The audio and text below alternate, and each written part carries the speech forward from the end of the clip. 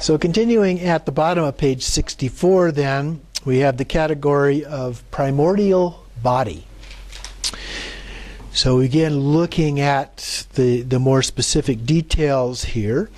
So the very subtle primordial mind explained above, so we've been talking about primordial mind, now we're switching to body, is inseparable from the very subtle wind. This indivisible entity of very subtle wind and mind is known as the primordial body and mind together. Okay? In samsara, this is the root of the aggregates, sensory spheres, sense sources of sentient beings, and every phenomena of samsara. All phenomena of samsara are manifestations of the indivisible entity of primordial body and mind.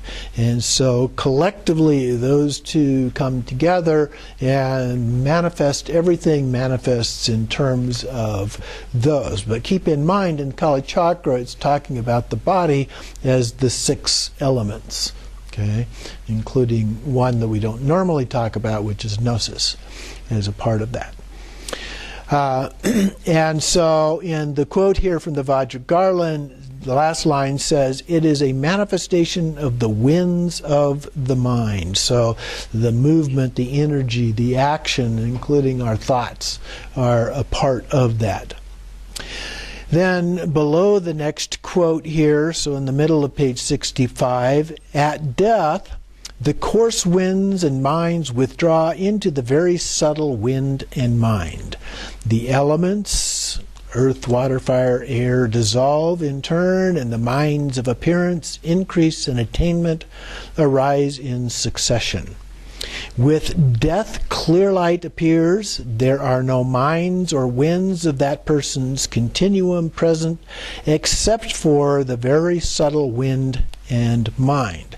So at that point, all we have left is this very subtle wind and mind. The rest of the elements and so forth have dissolved. So you might say that it's a form of consciousness, and that's all that exists at that point.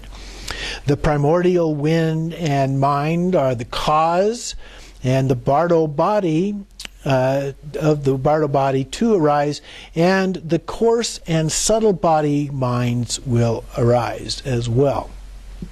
And so here we've got that alternative option here of the Bardo experience coming up. Now in the Bardo experience, we usually talk about that as a subtle body or a mental body or something like that that is used. So the way that it's articulated is slightly different than the way that it is described here in Kalachakra.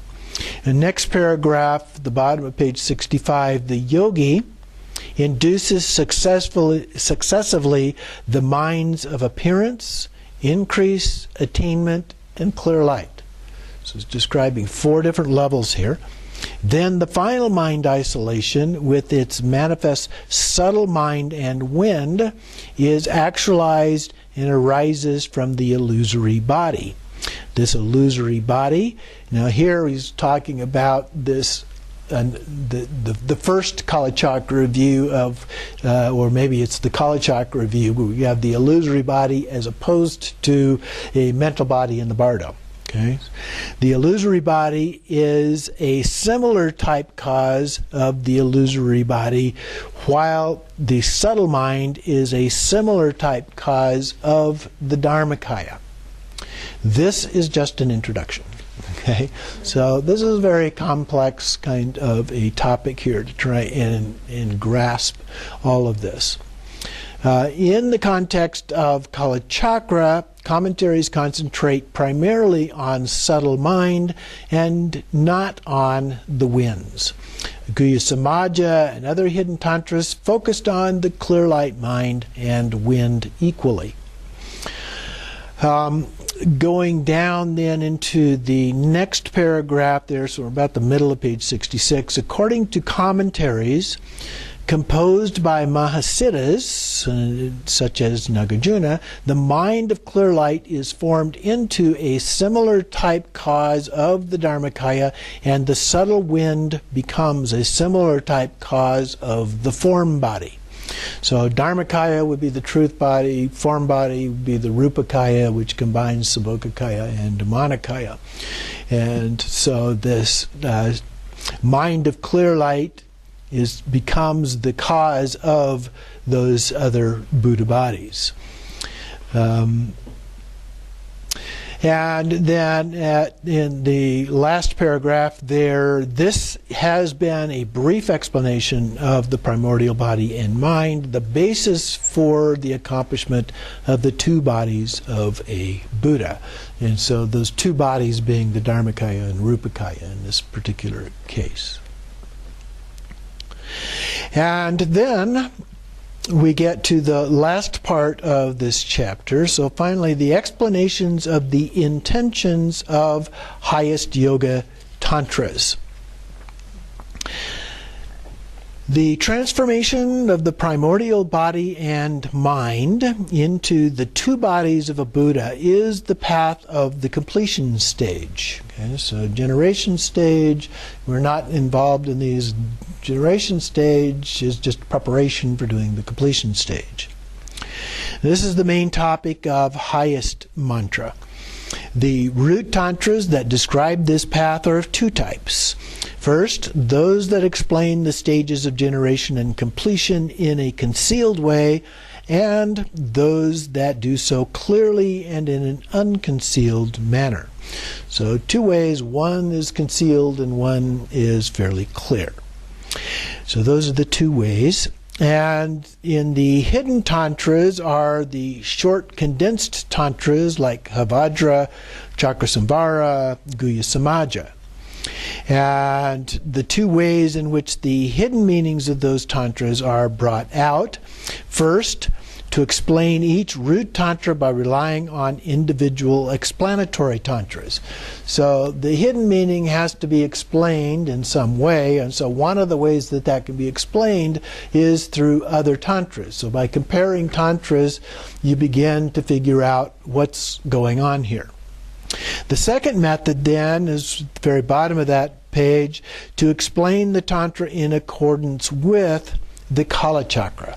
And so Kalachakra is an alternative way of trying to explain those other tantras. So those are the two methods, either using other tantras or using Kalachakra. Okay? And then it gives a number of examples here over the next few pages. And then down at the bottom of page 67, right below the indented quotation here, in this way, for example, the verses of the six-branched yoga taught in the later Guhya Samaja has led to two different interpretations. One accords with the six-branch yoga of Kalachakra, and the other accords with the six-branch yoga taught by Nagarjuna, which would be the six yogas of Naropa. So those are, it's just giving an example here of how there's two different things that have evolved out of these different ways of explaining. And then in the next paragraph here on 68, how does the six-branched yoga taught in the Kalachakra differ from the six-branched yoga as explained by Bright Lamp, the Bright Lamp, where it is explained according to the later Guhya Samaja Tantra? So here it's giving an alternative explanation in a specific case, Kalachakra versus this other one, Bright Lamp. The meaning of withdrawal in the Kalachakra is that the sensory powers are withdrawn inward and do not engage their respective objects. Okay, so they come inward, independent of, separate from the object of observation. According to Bright Lamp, withdrawal means that the sensory powers withdraw or gather into their objects. So a little bit like some of the early shamatha practices where you join in one taste with the object itself. That's like the second level of the shamatha with signs. So what we have here are four different approaches that are described here as the withdrawal, retention, recollection, and then meditative concentration. Okay, so if you want to try and create a mental chart of how these fit together, and actually there's a more complete one in the appendix, which we'll look at in just a moment.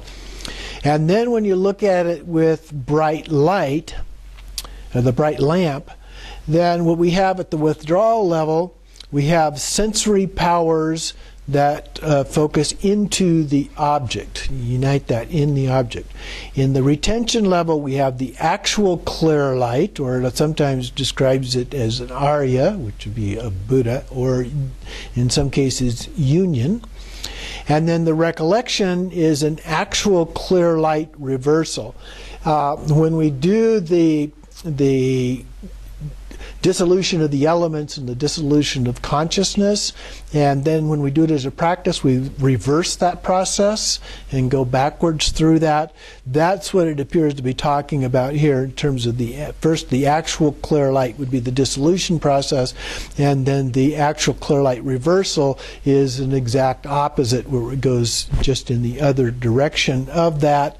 But that then results in the meditative concentration, which is the union, the level of union, which would be the Kalachakra and Vishvamata joined together.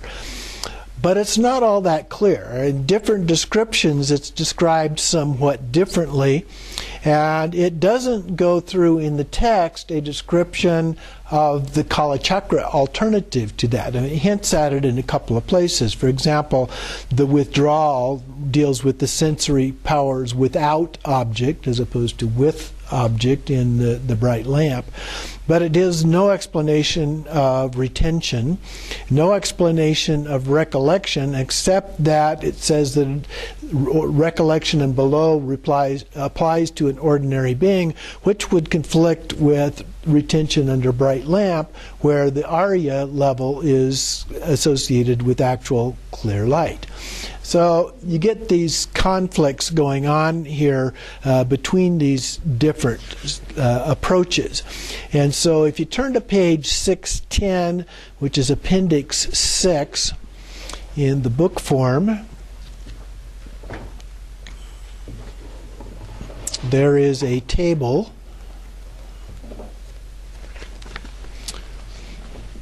approximation and accomplishment in the six-branched yoga.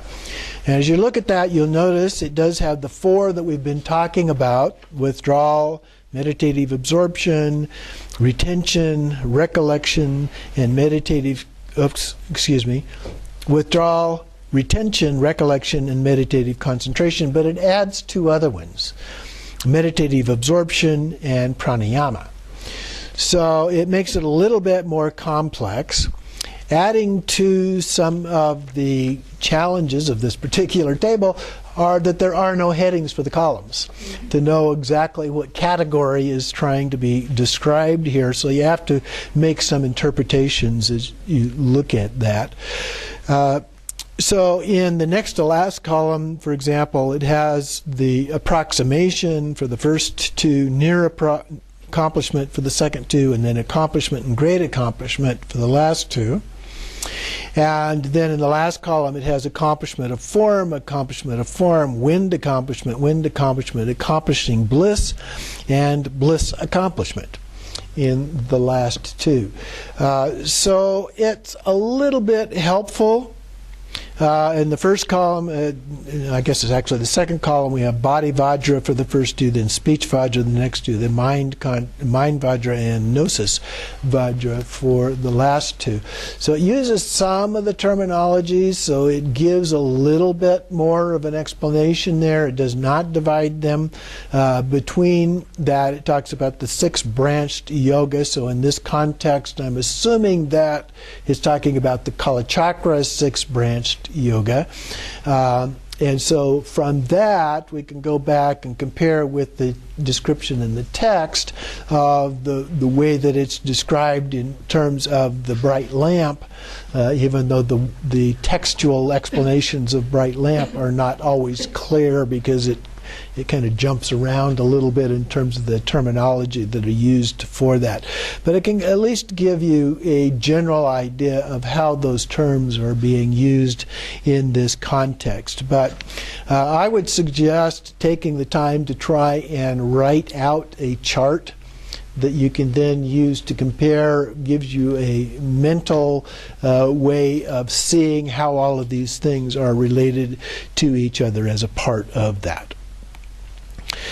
So, let's see here. Okay, I'm going to the bottom of page 69. It goes through these explanations that I tried to summarize here a little bit for you. And then it has two quotations here. The second quotation, which is the bottom page 69. After the branch of retention comes entity clear light. Entity refers to conventional truth, clear light to ultimate truth. So what we're talking about here, when we put those two terms together, entity, clear light, is one taste, the union of those two together, conventional and ultimate truth. And then it continues and says basically that clear light possessing entity is known as entity clear light. What is that? It is the body of the great Vajradhara, whose nature is non-dual gnosis. Okay? So that union of wisdom relative and ultimate. Therefore, when arising from the clear light is retention, one arises in the body of union. So here's where it brings that term of union into that.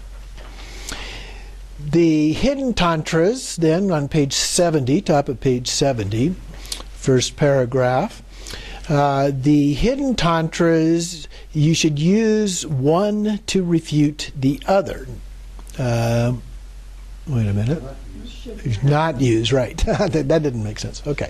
The hidden, you should not use one to refute the other, nor make the mistake of thinking that similar terms in their respective presentations have similar meanings. So again, we're talking about be careful about being too literal here. And be careful about assuming that because one tantra uses a particular term, that has exactly the same meaning in another tantra. So even the same terms can be different from one another. And then it has a long quote here from the great commentary, the last lines of which say, in the king of tantras, the Vajra words are not clear. They will be understood through the transmission of masters. The tantras will be understood from other tantras. So it's going back to that idea here that we can begin to understand things from other tantras.